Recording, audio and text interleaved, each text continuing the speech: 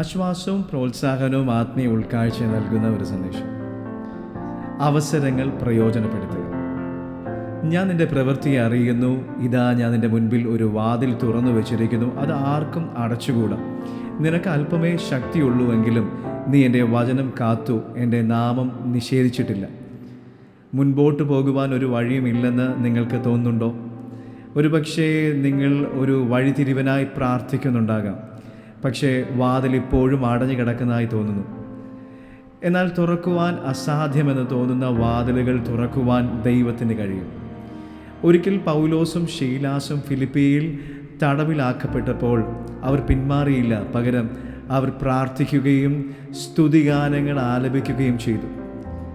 ദൈവം ഒരു ഭൂകമ്പം അയച്ചു, ആ തടവറ വാതിലുകളെ ഇളക്കി. ആരാലും അസാധ്യമെന്ന് തോന്നുന്ന വാതിലുകൾ തുറക്കുവാൻ ദൈവത്തിന് കഴിയും.